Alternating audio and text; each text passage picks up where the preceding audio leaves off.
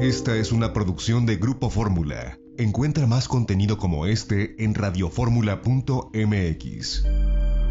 Nosotros, pues sin duda el tema de la pandemia es algo que nos sigue preocupando y que pues aún hay muchas incógnitas. Un día en la vida de un virus es un libro que tiene como propósito explicar de manera metafórica pues de la vida cotidiana el desarrollo de un virus dentro de la sociedad, y para ello vamos a platicar con el autor que ya está con nosotros. Él es Miguel Pita, divulgador de la ciencia y los virus. Buenos días, Miguel, ¿cómo está?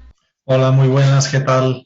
Pues creo que es un tema complejo y aún pues hay muchas dudas, pero vamos a empezar con una pregunta que es básica. ¿Qué es un virus? Es una pregunta básica, pero bueno, tiene su complejidad definirla. En realidad, a los efectos que nos interesa, sin entrar en complejidades, un virus es una partícula que es capaz de reproducirse, y en el proceso de reproducirse necesita infectar a un hospedador. En este caso, el hospedador es la especie humana. Es decir, un virus es un elemento muy, muy sencillo de la naturaleza, es muy poquito más que una molécula de material genético arropada en otras moléculas que son proteínas, pero es capaz de generar un problema muy gordo, porque para su propia subsistencia necesita molestar, que es infectar a otro ser, en este caso a un ser celular, a un ser superior, en el caso concreto del coronavirus a la especie humana, pero otras veces es a otras plantas, a otros animales, etcétera, etcétera. Pero siempre dependiente de otros seres a los que en general daña en su propio proceso reproductivo. Así es, ¿y cómo es posible que algo tan pequeño pues tenga la capacidad de desestabilizar a todo el mundo y derivar pues a una pandemia?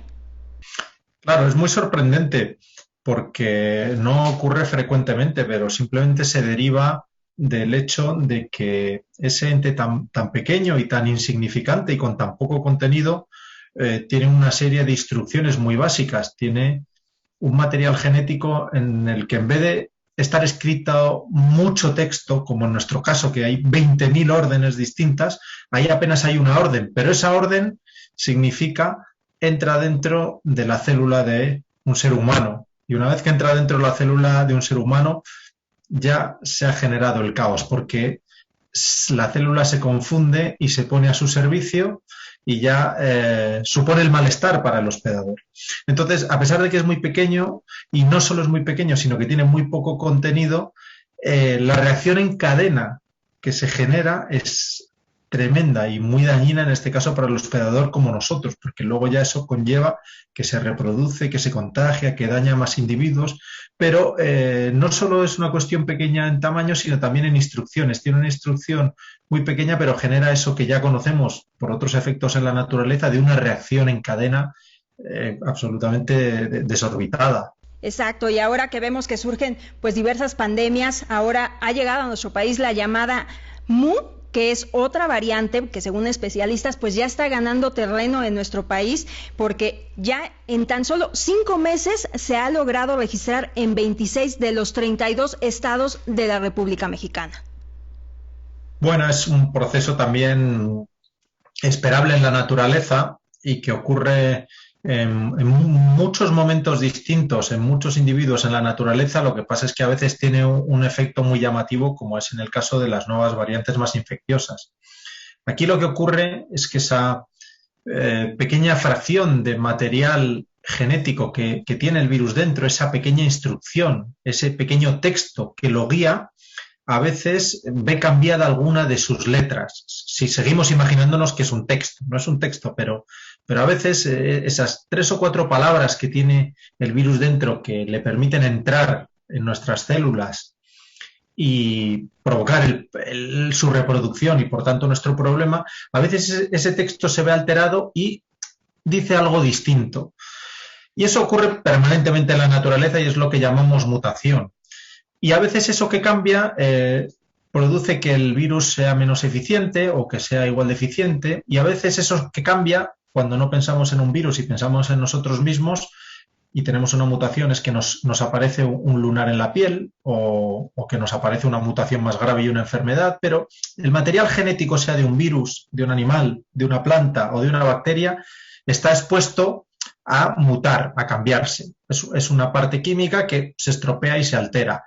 ¿Qué pasa? Que ese cambio a veces genera un nuevo mensaje, una nueva palabra, y a veces ese cambio, esa nueva palabra lo hace más eficiente infectando, más agresivo, y cuando esto ocurre, lo vemos, lo notamos, porque si el cambio lo ha hecho más eficiente, pues es más notable su reproducción.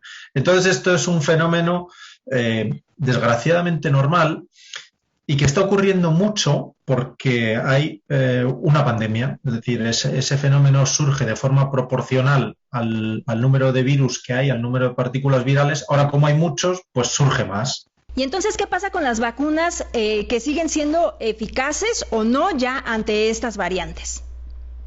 Bueno, eso no se puede saber. Afortunadamente, hasta la fecha, las vacunas se ve que siguen siendo eficaces contra las variantes que observamos, a lo mejor en distinto grado, a lo mejor un poco menos, pero desde luego en un grado muy importante, que es en el que incluso para las variantes más distintas siguen protegiendo frente a la parte más agresiva de la enfermedad.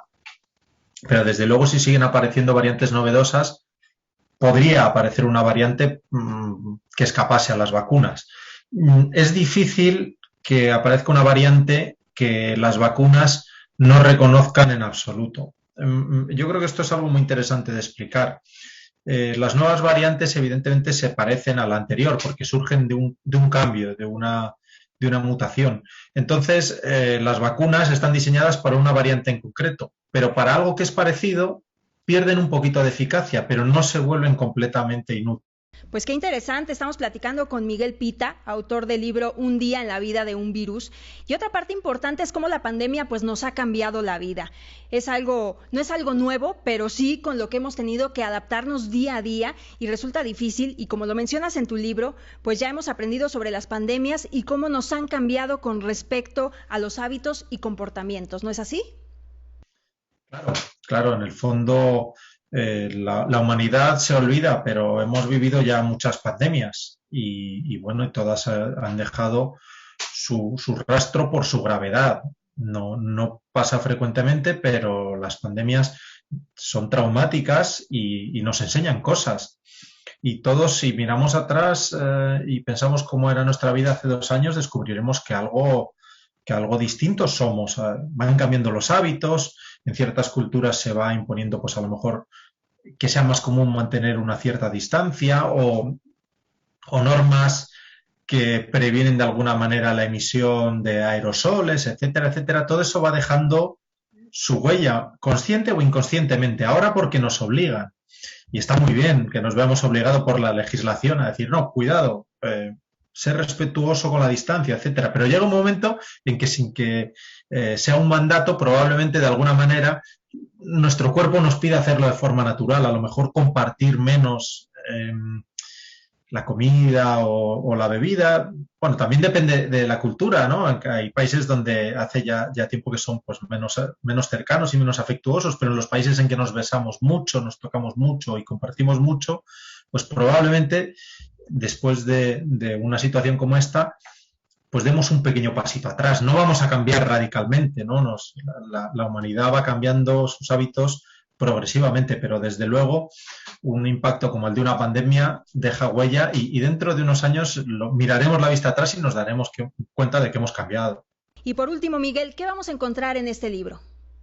En Un día en la vida de un virus, yo creo que lo que hay es un recorrido resumido por aquello que yo creo que es más interesante conocer sobre los virus y cómo pueden generar una pandemia y en un tono accesible. Es un libro escrito para gente común, no para expertos. Yo lo escribí pensando en mis amigos y en mi familia, poderles explicar aquello que ahora de repente les interesaba por la circunstancia que vivíamos y que nunca se habían planteado y que yo, pues por mi carrera profesional, tenía la suerte de conocer. Entonces hice el esfuerzo de no hablar en los términos en que se habla en la profesión y hablar en los términos en que pensaba que a la gente común le iba a interesar. Muy bien, Miguel. ¿Dónde te podemos encontrar rápidamente para toda la gente que se quiera acercar o quiera saber acerca de este libro?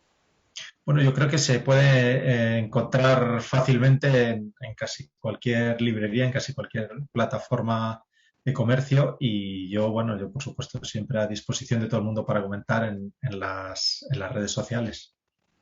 ¿Cuáles son tus cuentas de redes sociales? Pues yo generalmente lo que más utilizo es Twitter, que es @pitamiguel, Instagram, que es @pitamig.